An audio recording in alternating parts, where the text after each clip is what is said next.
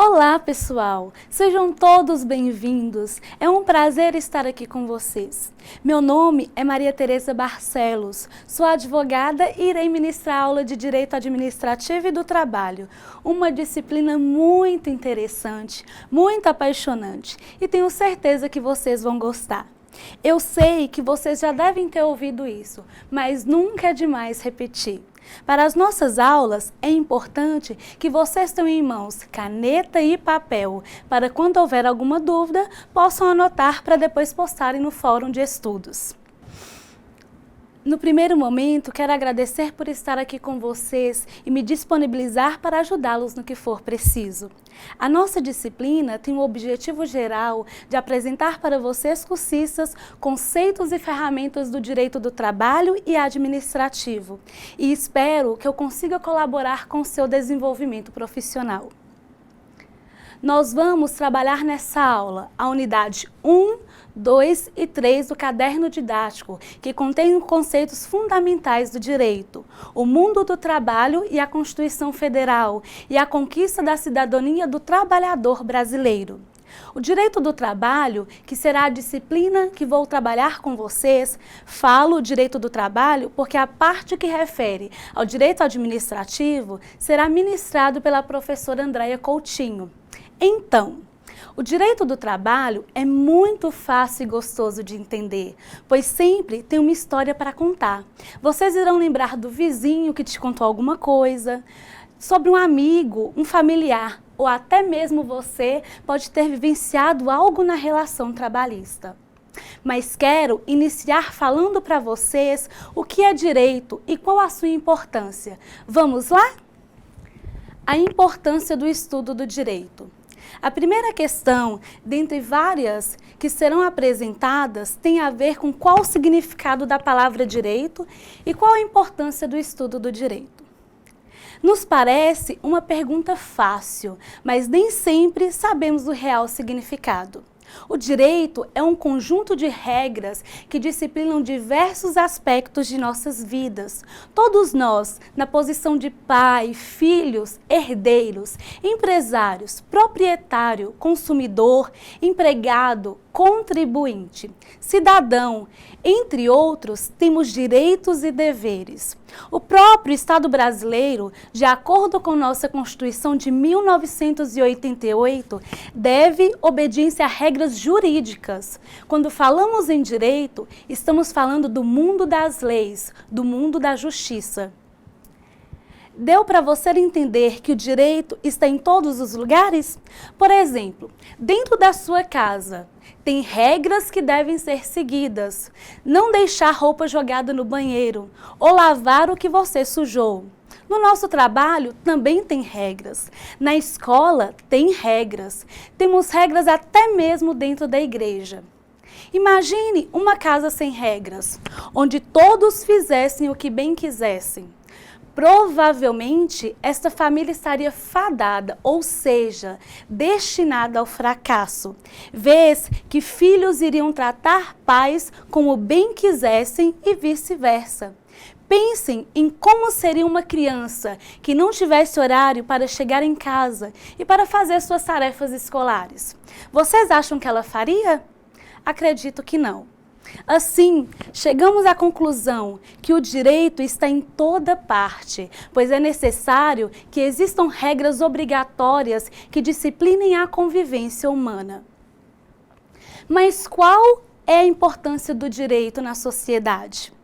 Tal pergunta é de extrema relevância para que você, cursista, possa entender e dar valor na matéria que vamos estudar. A importância do direito é trazer ordem, certeza, paz, segurança, justiça, que são, pois, a finalidade do direito. Portanto, o direito é um instrumento que existe para evitar conflitos e, não sendo possível evitá-los, existe também para solucioná-los. Assim, podemos dizer que a função principal do direito é trazer segurança jurídica, tendo como fim concretizar a justiça, isto é, o que é justo. O direito e o homem se influenciam mutuamente. Enquanto o direito faz parte do processo de adaptação do homem, devendo este se adequar e obedecer às normas, o homem também influencia na criação do direito, vez que este deve estar focado e adaptado ao meio por qual foi produzido, obedecendo os valores que a sociedade elege como fundamentais. O direito também possui importante missão. Serve como instrumento para gerar paz e harmonia nas diversas relações sociais. Vale dizer que o direito não deve refletir interesses individuais, mas sim interesses de toda a coletividade, que muitas vezes colidem com interesses individuais. Para fazer isso, são estabelecidos enunciados prescritivos, ou seja, frases que prescrevem alguma coisa que determina algo. No mundo jurídico, esses enunciados prescritivos eles podem ser transformados em normas jurídicas, isto é, em instrumentos que regulamentam a conduta e as relações entre as pessoas. Por isso, esses enunciados prescritivos podem ser chamados também de enunciados normativos, no sentido de quem prescreve normas. O ato de estabelecer normas jurídicas decorre da necessidade de regulamentar os comportamentos humanos, como eu disse anteriormente, e na busca por determinar uma interação mais ordenada e harmônica, mais segura e mais justa. Portanto, em geral, normas jurídicas são criadas a partir de observações prévias de fatos e atos humanos, o que permite afirmar que as normas jurídicas, elas fundam-se na natureza social humana e existem para evitar uma situação instável em que impera a lei do mais forte, produzindo assim constante incerteza. Distinguir essa incerteza é a função do direito, que se baseia principalmente na segurança jurídica, o qual, se devidamente observado, produz certeza na aplicação do direito, tornando segura a vida das pessoas e de suas relações, possibilitando que se tenha confiança em seus conceitos, institutos e instituições. Portanto, o propósito da segurança jurídica é permitir haver uma confiança dos cidadãos no direito a qual estão submetidos, em seus institutos e instituições enquanto instrumentos de manutenção da ordem e da harmonia social. Nesse sentido, toda a sociedade funda-se em normas jurídicas, as quais regulamentam comportamento em prol do bem comum. E assim, podem-se afirmar que o direito positivo é um conjunto de normas jurídicas que tem como objetivo determinar a vida social, ou ainda as relações intersubjetivas, resguardando os direitos e as liberdades das pessoas e atribuindo-lhes deveres e obrigações. Portanto, embora a ciência do direito se ocupe do estudo do direito positivo, que é o conjunto de princípios e regras que regem a vida social de determinado povo em determinada época, é conveniente que se esclareça que o direito é um fenômeno muito mais que simplesmente normativo. É um fenômeno social, devendo ser observado porque a sua relação é forte.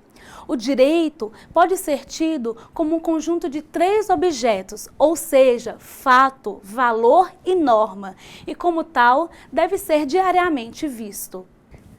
As normas obrigatórias que regulam as relações sociais são também conhecidas como normas jurídicas fundamentais para a constituição e para a existência do direito.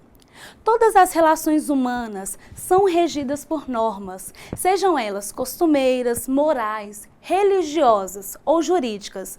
Normas estas que impõem ao indivíduo, integrantes de uma determinada sociedade, valores ali aceitos como corretos, legítimos ou vigentes. Mas o que é norma? Norma é uma regra, padrão ou princípio que regula determinado comportamento ou procedimento. Existem normas de linguagem, normas de trânsito, normas de etiqueta e até normas de netiqueta, ou seja, a etiqueta da internet. Como vocês sabem, tem normas na secretaria da escola, como por exemplo, para fazer uma matrícula ou para pegar um histórico.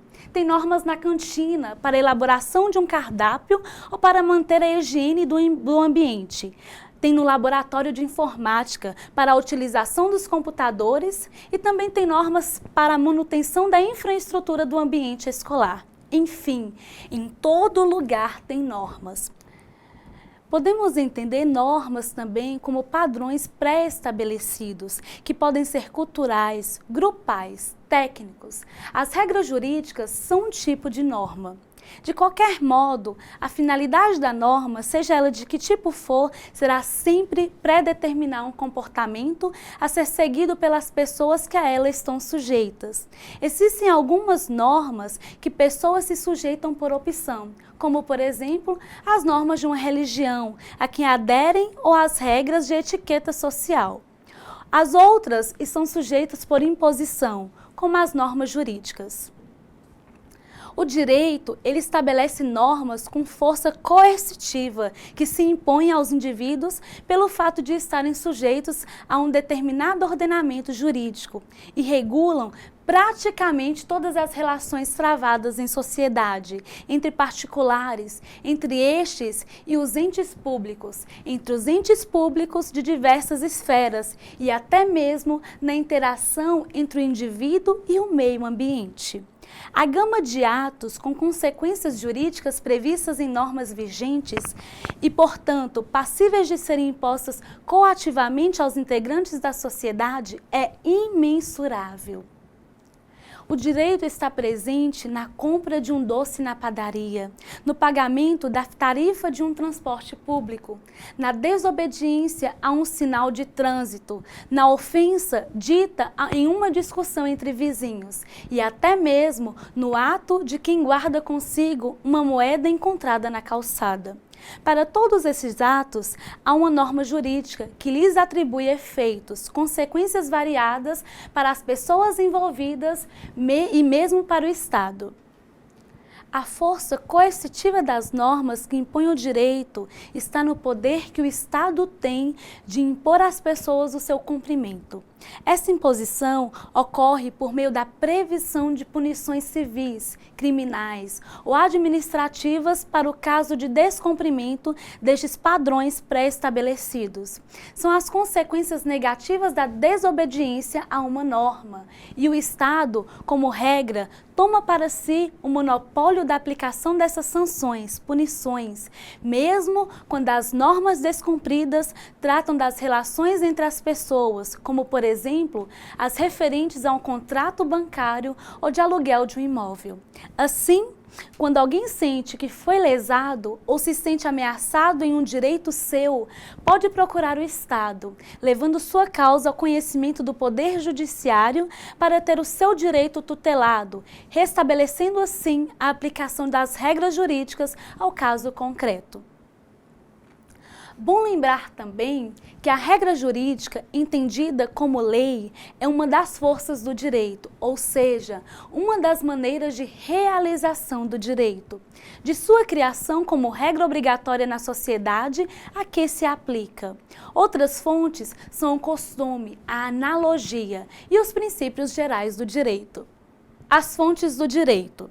São fontes do direito, as origens do direito, ou seja, o lugar ou a matéria-prima pela qual nasce o direito. Estas fontes podem ser materiais ou formais.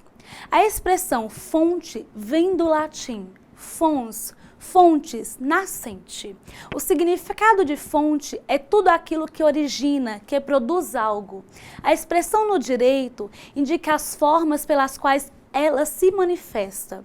As fontes do direito asseguram à sociedade que o juiz, ao decidir os casos concretos que lhes são postos, não decida disciplinado em critérios subjetivos, centrado em critérios pessoais.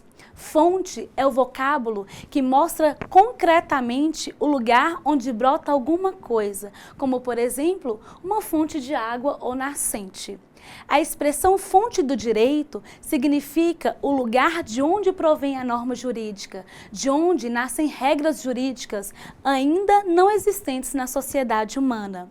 Retornar à fonte do direito é buscar a origem de seus enunciados. Fonte do direito são vários modos onde são buscadas, onde nascem ou surgem as normas e os princípios gerais da ciência do direito.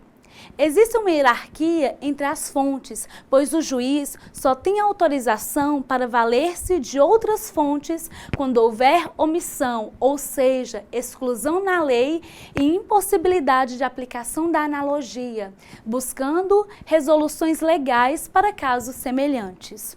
Assim, a lei é uma fonte principal, sendo fontes secundárias a analogia, os costumes, os princípios gerais do direito, a doutrina e a jurisprudência. A lei é o princípio jurídico escrito, emanado do legislador e dotado de caráter geral e obrigatório. Assim, a lei constitui a vontade do povo, sendo elaborada por legisladores eleitos pelos mesmos, como ocorre no Brasil. A lei tem por objetivo resolver o problema da oposição, ou seja, o problema do conflito e da contradição das normas, hipótese em que mais de uma norma incide sobre o caso concreto. Mas, quando a aplicação da lei, devem seguir uma hierarquia, sendo a Constituição Federal a lei maior. As leis complementares e ordinárias devem vir abaixo da Constituição Federal e os decretos, portarias e demais atos administrativos por último. Sendo assim, as leis de menor grau devem obedecer às leis de maior grau. Por exemplo, as leis dispostas na CLT, Consolidação das Leis do Trabalho, não podem ir contra o que preceitua a Constituição Federal. Assim, mesmo que na CLT dispusesse sobre poder o empregador pagar menos que 50% para a hora extraordinária, não poderia, visto que a Constituição rege que o serviço extraordinário deve ser pago no mínimo em 50% a hora normal. A analogia é um método de integração das lacunas da lei. Ocorre analogia quando é feita uma comparação entre casos diferentes, mas com um problema parecido para surgir a mesma resposta. A analogia tem como base o princípio da igualdade jurídica e também afirma que devem haver a mesma solução para a mesma infração ou razão da lei, isto é, aplicar a norma existente no ordenamento jurídico a um caso não previsto na norma jurídica, desde que eles guardem semelhanças reais. O costume, no direito, é considerado uma norma aceita como obrigatória pela consciência do povo, sem que o poder público a tenha estabelecido. No costume, a norma forma-se espontaneamente no meio social.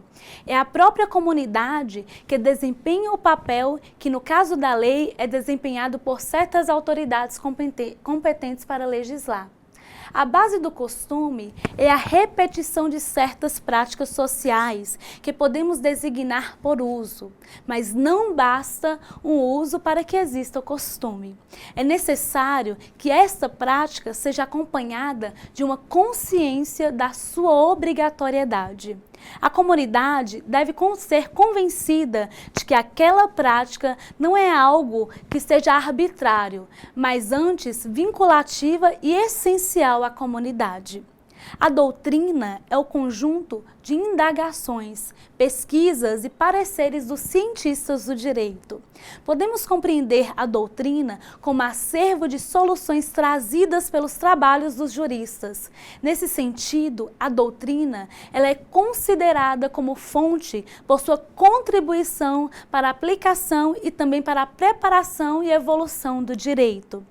A jurisprudência é o termo jurídico que designa o conjunto das decisões sobre determinadas interpretações das leis feitas pelos tribunais de uma determinada jurisdição. O real significado de jurisprudência significa a ciência da lei.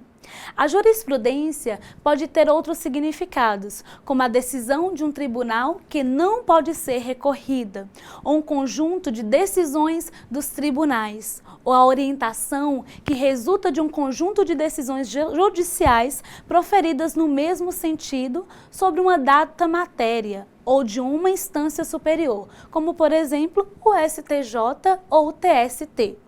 Jurisprudência pode ser uma lei baseada em casos ou a decisões legais que se desenvolvem em que acompanha estatutos na aplicação das leis em situações de fato. A obediência à jurisprudência é tradição dos países que seguem a tradição anglo-saxônica do direito, como os sistemas jurídicos inglês e americanos, e é menos frequente em países que seguem a tradição romana, como Portugal, Brasil, Espanha. A jurisprudência pode se referir a várias áreas do direito. Por exemplo, a jurisprudência trabalhista, ela refere-se a normas, leis e decisões tomadas no âmbito do trabalho. O direito e suas vertentes. O direito é dividido de forma clássica em direito público e direito privado. Para entender melhor o que significa essa classificação e qual é o seu alcance, vamos verificar a seguir a definição de direito público e de direito privado. O que é direito público? O direito público é o ramo do direito composto pelas normas que têm por matéria interesse de Estado, tais como a função e a organização, a ordem e a segurança, a paz social. Tais normas, elas regulam as relações entre o Estado e os particulares, visando sempre a concretização do interesse público, conforme as previsões da lei. O interesse público se concretiza por meio da atuação da administração pública com a organização e prestação dos serviços públicos e também da utilização de recursos financeiros públicos. Na definição de Celso Ribeiro de Bastos, direito público é o conjunto de normas e princípios que regem a atividade do Estado, a relação deste com os particulares, assim como o atuar recíproco dos cidadãos. O direito público, ele divide-se em direito público interno e direito público externo. O direito público interno rege aos interesses estatais e sociais. Suas normas encontram-se no direito constitucional, administrativo, processual, tributário, penal e eleitoral. O direito público externo, ele tem a função de tratar das relações internacionais entre Estados soberanos. As normas utilizadas para tanto são as normas do direito internacional público, ou seja, convenções e tratados que os chefes do Estado firmam com organizações internacionais. O que é direito privado? O direito privado é formado por normas que têm por matéria as relações existentes entre os particulares relativas à vida privada, as relações patrimoniais ou as relações extrapatrimoniais. As normas de direito privado encontram-se no direito civil e no direito comercial. Direito e ideologia. Ideologia, em sentido amplo, é o conjunto de ideias, concepções ou opiniões sobre algum ponto sujeito à discussão.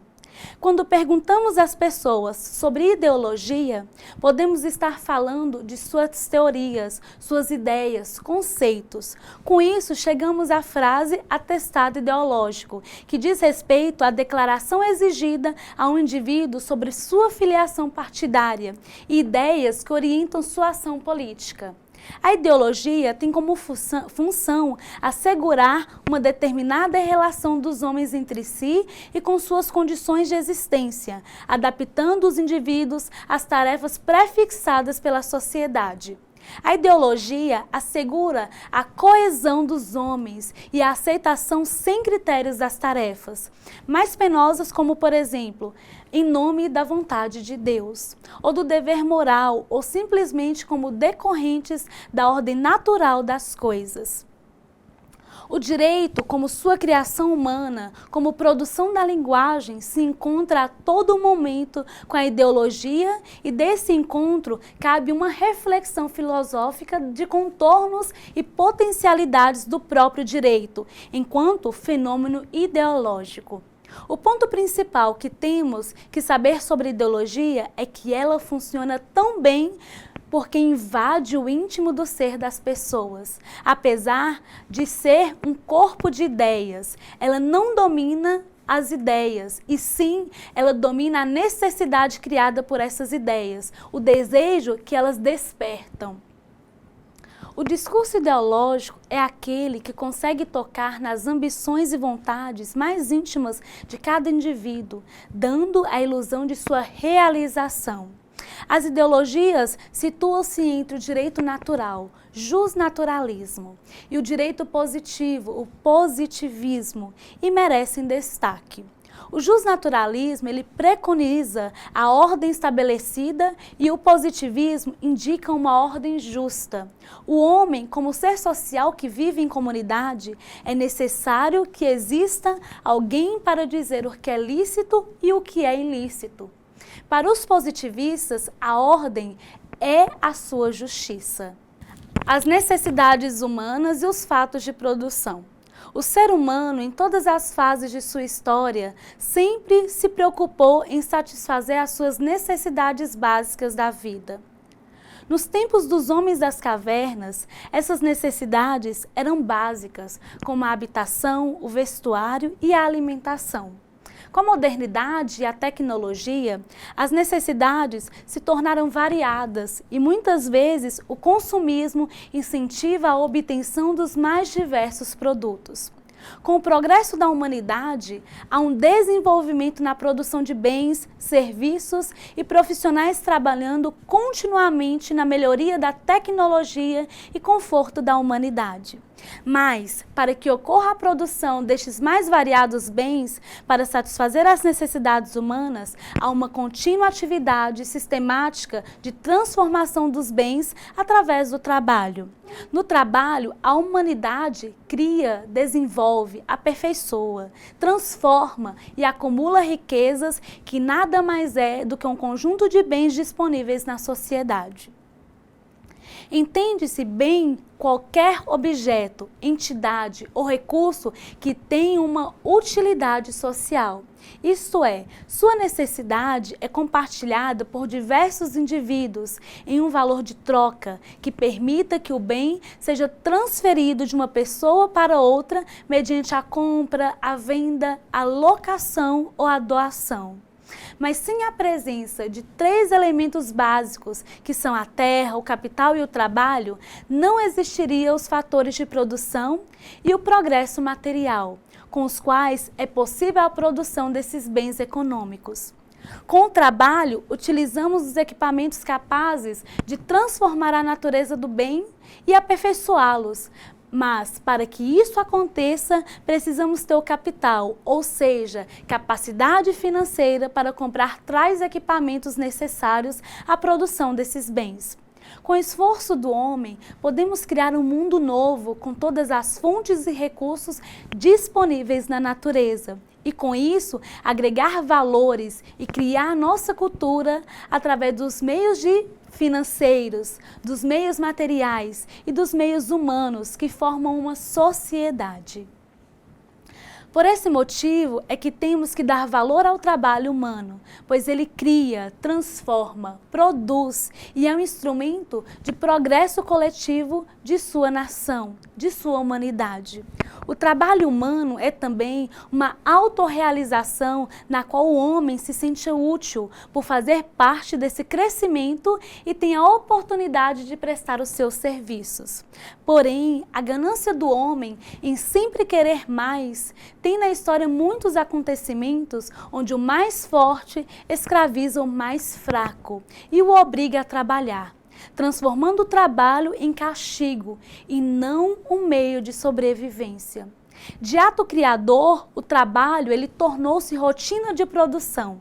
Para conter os abusos das relações sociais, o direito acabou intervindo a favor dos trabalhadores, criando as leis trabalhistas que estão em vigor até os dias atuais. Modo de produção comunal primitivo. Este modo de produção refere-se a uma formação econômica e social que abrange o período desde o surgimento da sociedade humana. Esse é o modo mais duradouro, pois existiu durante centenas de milhares de anos. Nesse caso, o homem, eles trabalhavam em conjunto, de forma que os frutos destes trabalhos eram propriedade de todos. Não existia ainda o conceito de propriedade privada dos meios de produção, ou ainda proprietários. As relações eram de amizade e de ajuda, e também não existia o Estado. Modo de servidão escravista. Neste caso, os meios de produção, terras e instrumentos de produção e os escravos tinham um dono, o seu senhor, considerado uma ferramenta assim como os animais. Os escravos trabalhavam para os seus senhores sem receber nada em troca. Esse modo de produção foi marcado pelo domínio e pela sujeição. Um pequeno número de senhores exploravam uma grande massa de escravos, sendo proprietários destes, além dos meios de produção e do produto, não dando direito nenhum dos escravos que produziam os bens. Modo de produção feudal. O modo de produção feudal foi marcado pela relação senhores versus servos. Os servos, apesar de não serem propriedade dos seus senhores, trabalhavam em troca de casa e comida, sempre um pouco para seus senhores e um pouco para si mesmos. A exploração dos servos era cada vez maior, fazendo com que o rendimento da agricultura diminuísse. Além disso, o crescimento dos artesãos era impedido pelos regulamentos.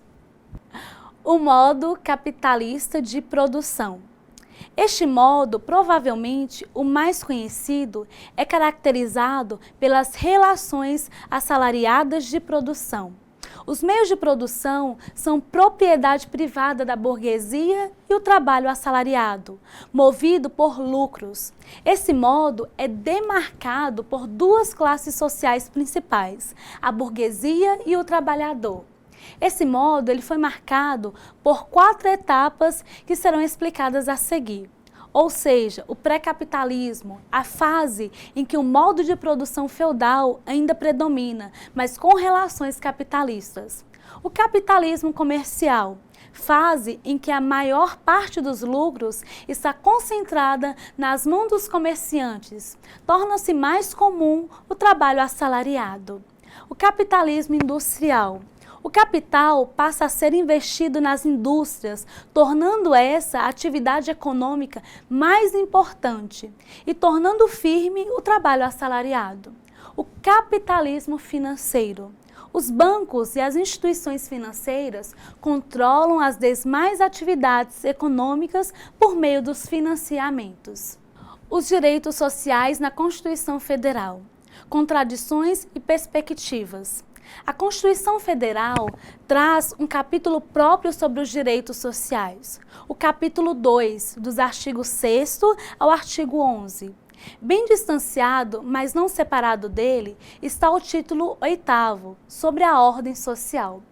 O Brasil, desde a época colonial, foi explorado pelas nações europeias, como Portugal e Inglaterra, os quais, inclusive, para atender à ânsia do poder e acúmulo de capital, fizeram surgir no seio da sociedade a escravidão.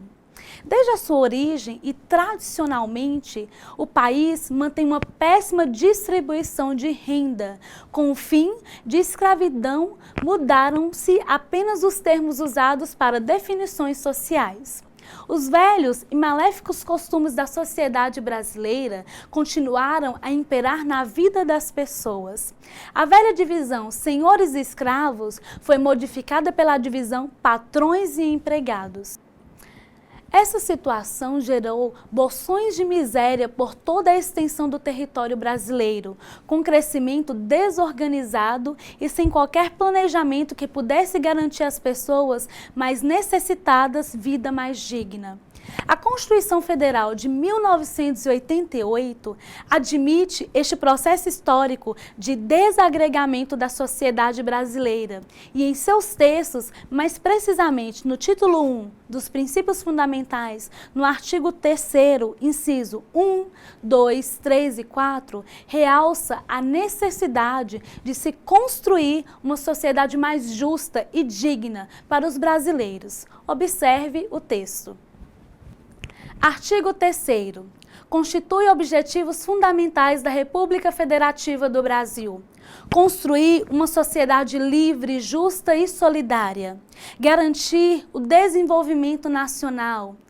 Erradicar a pobreza e a marginalização e reduzir as desigualdades sociais e regionais.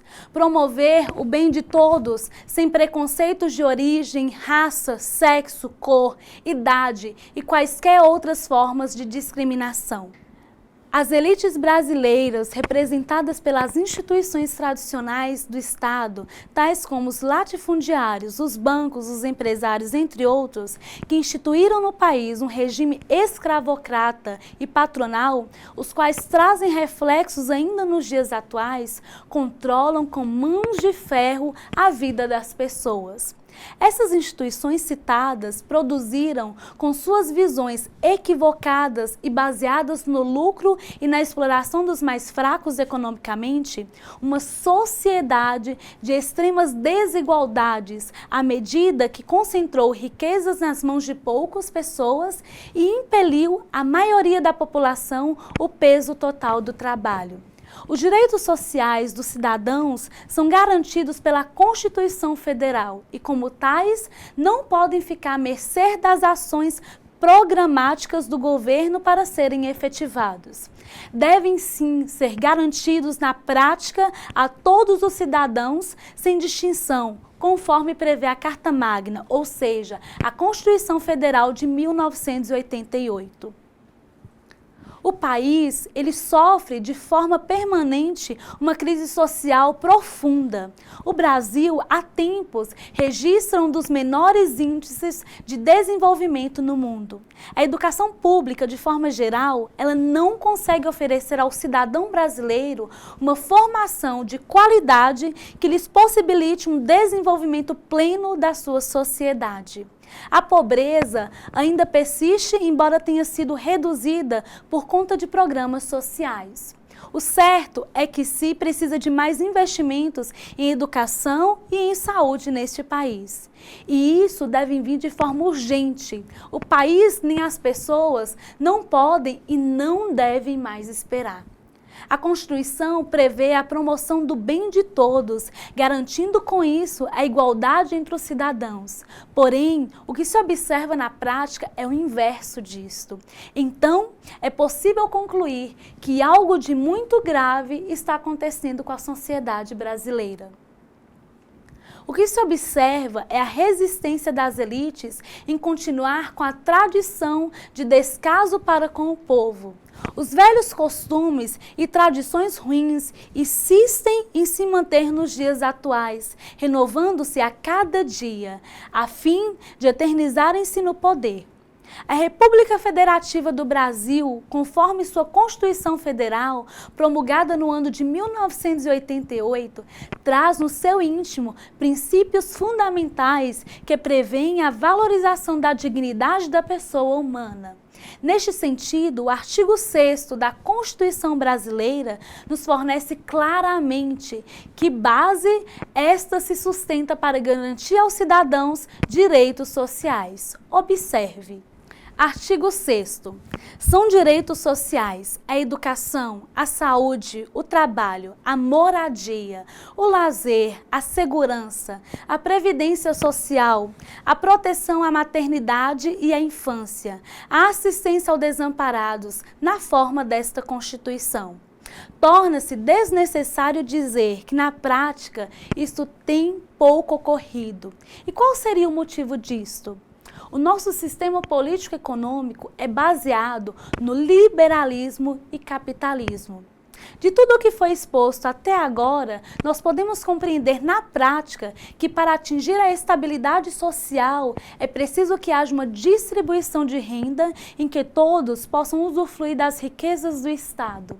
É preciso que o Estado ofereça às pessoas condições de igualdade para o acesso à saúde, à educação, à segurança pública, enfim, para uma vida digna de qualidade, o que não se vê na realidade. O homem, com toda a evolução da sociedade, ainda continua sendo bruto, competitivo, egoísta, acumulador, agressivo, considerando que as sociedades nos dias atuais são, em geral, contagiado de crises de toda espécie, conclui-se que o homem atual é o mesmo do passado e conclui-se uma sociedade nos quais termos de suas atitudes ainda são destrutivas. A figura de um novo homem faz-se necessária, pois não se pode mais admitir tanta violência e exploração do homem pelo próprio homem. Não se pode mais admitir tantas injustiças sociais. Não se pode mais admitir que o homem seja escravo do próprio homem. Não se pode mais admitir que tantas vidas sejam sacrificadas em nome do lucro das grandes empresas. O ser humano deve ser respeitado como tal e, para isso, torna-se crucial uma mobilização de todas as pessoas em busca da efetivação daquilo que está previsto na Constituição Federal. Direitos e garantias fundamentais para todos, sem distinção. Esta mudança de paradigma, bem como a sua efetivação, deve ser realizada de forma urgente. Assim sendo, a sociedade brasileira será capaz de obter crescimento, desenvolvimento social de forma sustentável. Fundamentos da legislação trabalhista. A legislação trabalhista, ela define empregado como a pessoa que presta serviços regularmente ao empregador, sob sua orientação e mediante remuneração, sendo a subordinação o requisito essencial para a caracterização do vínculo empregatício. O empregador autônomo, ou seja, o trabalhador autônomo, ao contrário, é aquele que atua por si próprio, determina suas próprias tarefas, desenvolve seu próprio negócio e assume os riscos das suas atividades. Já o empregador é a empresa individual ou coletiva, que assumindo os riscos da atividade econômica, admite, assalaria e dirige a prestação pessoal de serviços. Equiparam-se ao empregador para os efeitos exclusivos da relação de emprego os profissionais liberais, as instituições de beneficência, as associações recreativas ou outras instituições sem fins lucrativos que admitirem trabalhadores como empregados. Os direitos e deveres dos empregados e empregadores estão estabelecidos na Consolidação das Leis dos Trabalhos, CLT, nos acordos e também nas convenções coletivas de trabalho e em diversas leis específicas. Contrato de trabalho. Não é necessário um contrato escrito para a contratação de um empregado, sendo a contratação verbal plenamente válida. Em qualquer hipótese, porém, é obrigatório o registro na Carteira de Trabalho e Previdência Social, CTPS, do trabalhador dos seguintes dados: data de admissão, função, salário, reajustes salariais, férias e data do desligamento. Como a lei firma os direitos aplicáveis à relação de emprego, não há necessidade de que eles sejam especificados ou repetidos em contrato escrito. Entretanto, é recomendável firmar um contrato de trabalho para ajustar condições específicas, como a confidencialidade, regras sobre invenções, bônus, etc. Como regra geral, o empregado é contratado por um período indeterminado e pode ser dispensado a qualquer tempo. A lei prevê a possibilidade de se usar o contrato por prazo quando a natureza do serviço justificar o estabelecimento de um período pré-determinado de tempo, a atividade empresarial ela for de natureza temporária ou se tratar de contrato de experiência. No geral, os contratos por prazo determinado não podem exceder o período de 2 anos. No caso do contrato de experiência, o prazo é limitado, ou seja, 90 dias. Nesses casos, é obrigatória a existência de um contrato escrito. Ao término do contrato de trabalho por prazo determinado, nenhuma indenização será devida ao empregado, exceto o 13º salário proporcional, as férias, o adicional de 1/3 de férias e o FGTS. No entanto, se o empregado for demitido sem justa causa pelo empregador, antes do término do contrato, o empregado fará jus a uma indenização correspondente à metade do salário que lhe seria devido pelo tempo remanescente do contrato. Direitos básicos dos empregados. Como a legislação trabalhista é muito ampla, seguem apenas os direitos trabalhistas básicos. As legislações especiais e as convenções coletivas de trabalho fixam todas as regras gerais. Salário e remuneração. O salário deve ser pago mensalmente e não pode ser inferior ao salário mínimo fixado pelo governo ou piso salarial estabelecido pela convenção coletiva de cada categoria profissional. Além do salário, a remuneração ela inclui os benefícios concedidos pela empresa de forma habitual, salvo previsão prevista em lei. Os salários eles não podem ser reduzidos mesmo com o consentimento do empregado. Descanso semanal remunerado. Todos os empregados têm o direito a 1 dia de descanso remunerado, preferencialmente aos domingos. A remuneração contratada em base mensal já inclui o pagamento do descanso semanal remunerado. Terço de férias adicional. Todos os trabalhadores eles têm o direito de receber um adicional de 1/3 sobre a remuneração mensal normal na época das férias anuais. 13º salário. Em dezembro de todo ano, o empregador deve pagar ao empregado uma remuneração extra, conhecida como 13º salário, correspondente ao salário do mês, acrescido da média anual de outras verbas habitualmente pagas ao empregado durante o ano. Quando o empregado sai de férias, independentemente da época do ano, ele pode requerer o adiantamento da metade de seu 13º salário. Aviso prévio. O contrato de trabalho por tempo indeterminado pode ser rescindido a qualquer tempo e sem justa causa, mediante aviso prévio de uma parte à outra. Caso o empregador rescinda o contrato de trabalho do empregado sem justa causa, deve conceder aviso prévio de no mínimo 30 dias. Durante esse período, o empregado ele tem o direito à redução de 2 horas em jornada diária ou à dispensa do trabalho por 7 dias consecutivos, sem prejuízo de sua remuneração. O empregador ele pode dispensar o trabalho do empregado no período de aviso prévio, mediante o pagamento de indenização correspondente. A não concessão do aviso prévio pelo empregador garante ao empregado o direito ao respectivo pagamento. Adicional de insalubridade e periculosidade. Caso as atividades da empresa sejam legalmente classificadas insalubres por deixarem o trabalhador exposto a agentes nocivos à saúde, o empregador deve pagar ao empregado um adicional mensal compensatório correspondente a 10, 20 ou 40% do salário mínimo, dependendo do grau de insalubridade.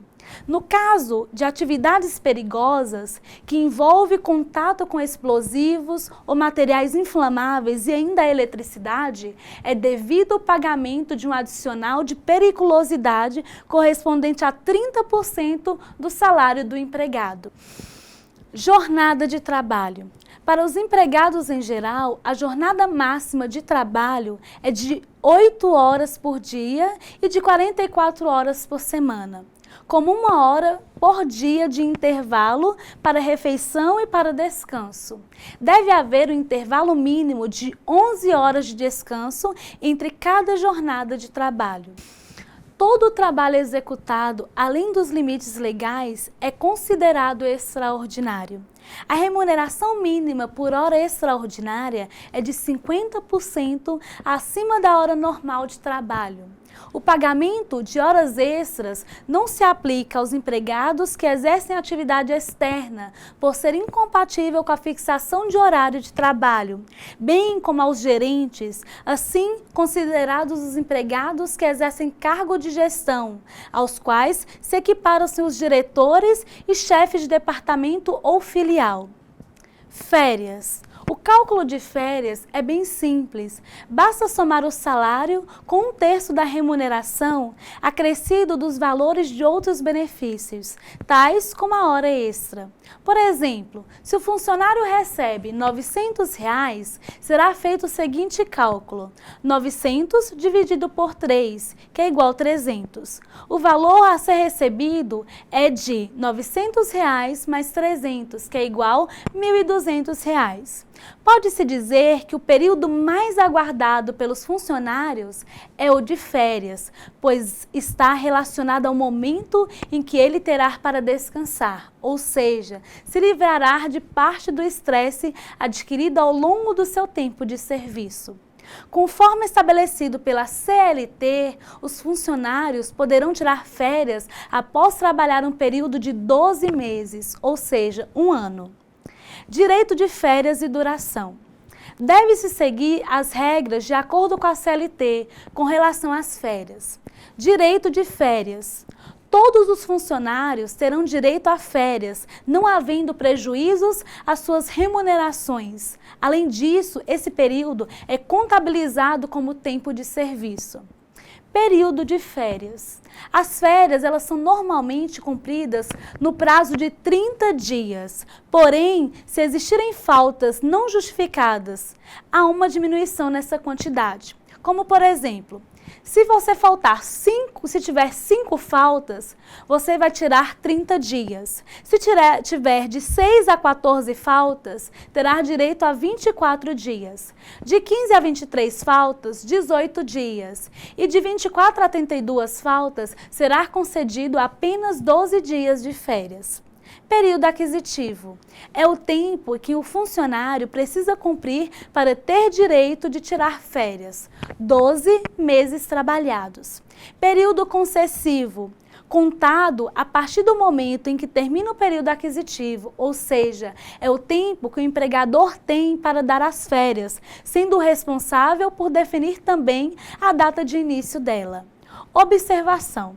Se esse período ele for violado ou o empregador não quiser dar as férias, o trabalhador poderá cobrar os seus direitos. Suspensão do contrato de trabalho. A suspensão do contrato de trabalho ocorre quando o empregado não recebe salários e o período não é computado como tempo de serviço. Ocorre suspensão do contrato quando as obrigações a eles inerentes não são exigíveis, não existindo, portanto, remuneração e contagem de tempo de serviço. Exemplos clássicos de suspensão de contrato de trabalho são as hipóteses de licença não remunerada, ou a participação em greve sem salários, e a participação em curso ou programa de qualificação profissional oferecido pelo empregador por um período de 2 a 5 meses, mediante previsão em convenção ou acordo coletivo de trabalho, e também concordância formal do empregado. Extinção do contrato de trabalho. Em regra, a extinção do contrato de trabalho ocorre por decisão do empregador, podendo ocorrer por justa causa ou sem justa causa, ou também pela decisão do empregado. Dispensa por justa causa. A dispensa do empregado por justa causa somente pode ocorrer se forem cometidas quaisquer das seguintes faltas graves: ato de improbidade, incontinência de conduta ou mau procedimento. Negociação habitual por conta própria ou alheia, sem permissão do empregador, e quando consistir em ato de concorrência à empresa para a qual trabalha, ou for prejudicial ao serviço. Condenação criminal definitiva do empregado, caso não tenha havido suspensão da pena. Decide no desempenho das respectivas funções. Embriaguez habitual ou em serviço. A violação de segredo da empresa. Ato de indisciplina ou insubordinação. Abandono de emprego. Ato lesivo da honra ou da boa fama praticada no serviço contra qualquer pessoa, ou ofensas físicas, nas mesmas condições, salvo caso de legítima defesa, própria ou de outrem. Ato lesivo da honra ou da boa fama, ou ofensas físicas praticadas contra o empregador e superiores hierárquicos, salvo em caso de legítima defesa própria ou de outrem. Prática constante de jogos de azar. Atos contrários à segurança nacional, quando devidamente comprovados em processo administrativo. Se o empregado é demitido por justa causa, terá direito somente à remuneração referente aos dias já trabalhados no mês, que é o saldo de salário, e às férias vencidas, acrescidas de 1/3. Dispensa sem justa causa. No caso de rescisão contratual pelo empregador sem justa causa, o empregado fará jus às seguintes parcelas: saldo de salários, 30 dias do aviso prévio, 13º salário proporcional calculado com base no último salário, férias simples ou em dobro se houver, adicional de 1/3 relativo a férias, e liberação dos depósitos do FGTS, acrescido de multa de 40% sobre a quantia total depositada a esse título em nome do empregado, durante seu contrato de trabalho. O contrato de trabalho individual e a convenção coletiva aplicável podem prever outros benefícios a serem igualmente levados em consideração quanto à rescisão contratual. Pedido de demissão.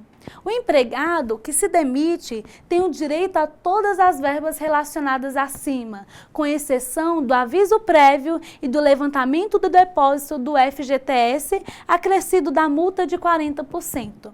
Em qualquer das hipóteses de extinção do contrato acima mencionados, e contanto que o empregado tenha trabalhado mais de 1 ano para o mesmo empregador, será necessário homologar a rescisão contratual no sindicato da categoria do empregado ou na Delegacia Regional do Trabalho.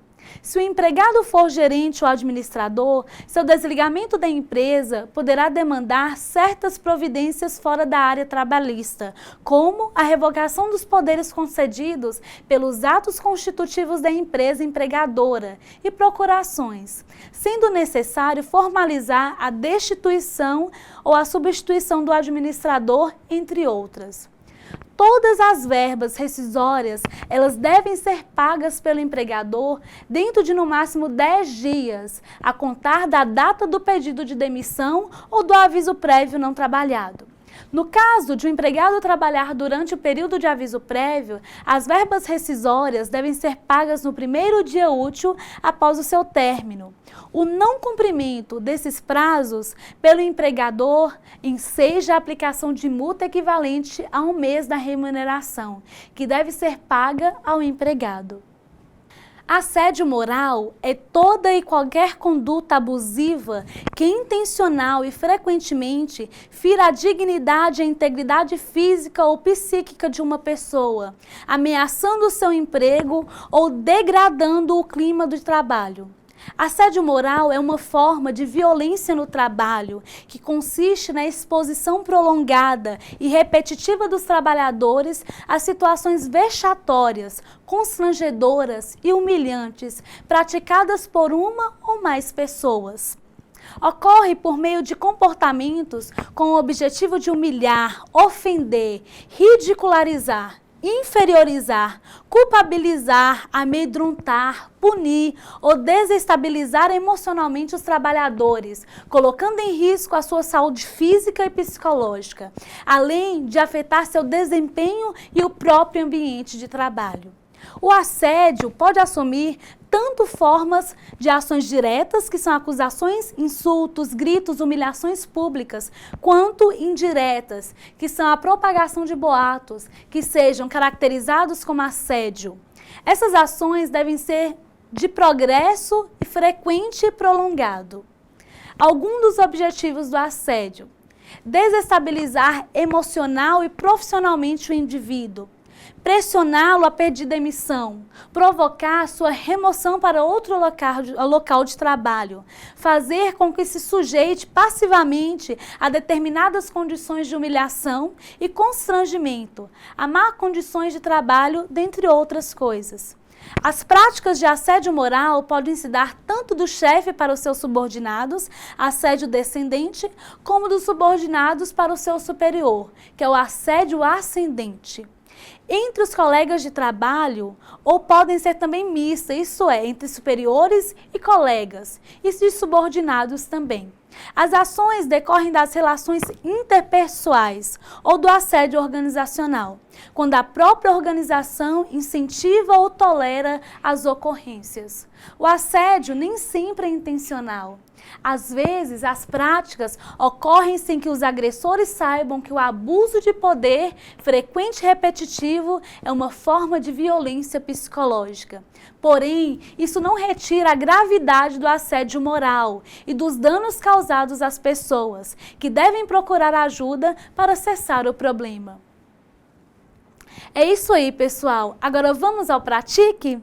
Espero que esta aula tenha dado norte de como funciona o mundo jurídico. Daqui a pouco vocês terão a segunda videoaula com a professora Andréia Coutinho, com as unidades 4 e 5 do nosso caderno didático, que se referem especificamente sobre o direito administrativo. Muito obrigada e bom trabalho. Deus os abençoe.